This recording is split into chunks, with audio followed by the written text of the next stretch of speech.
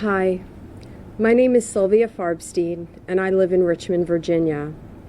And as my son Brandon explained, we have not been directly impacted by gun violence.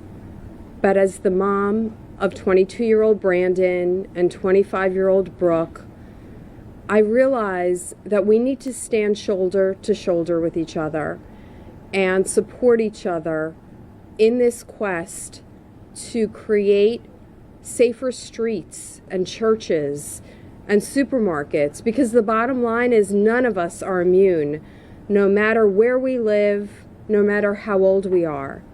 And we had the opportunity to meet Max Schachter. Max had just lost his 14-year-old son Alex in the horrific Parkland massacre.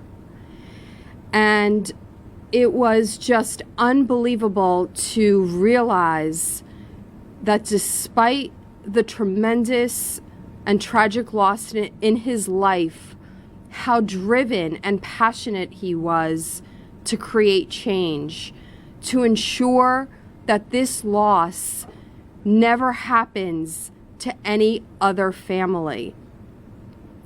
And when you sit eye to eye and have a heart-to-heart conversation with families who lost their children, there is just nothing like it. It's one thing to watch the news story from the comfort of your living room, but it's another to have meaningful connection with these people and see the loss in their eyes, in their hearts.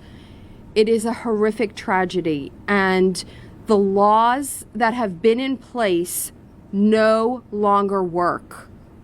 We can't continue to pretend that things that our founding fathers put in place are relevant or effective for the society we have today. There is so much anger and so much discourse, and so many people have the inability to deal with that rage that they go out and they find these weapons and they use them to horrifically create massacres throughout our country. This is just heartbreaking, tragic, and it's got to stop. So what are we going to do? We need to have safety measures in place to create common sense gun reform that truly limits access to these horrific assault weapons. And also, we need a multifaceted approach. It's not enough to just focus on the guns. We have to focus on mental wellness and the disparities and inequities that we have in communities throughout our country. So my hope as a parent, as a mother, as a citizen, is that we see the change that we are all deserving of, because there is so much promise in the life of every single individual that walks among us.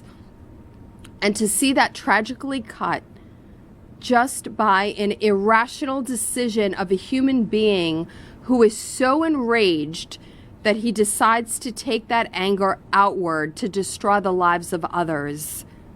Please, Congress, let's figure out how to make the changes that keep America safe, that keep our children able to go to school and not worry about whether they will survive, that keep our older loved ones able to go into their synagogues and churches and supermarkets without the fear that their life may be in danger.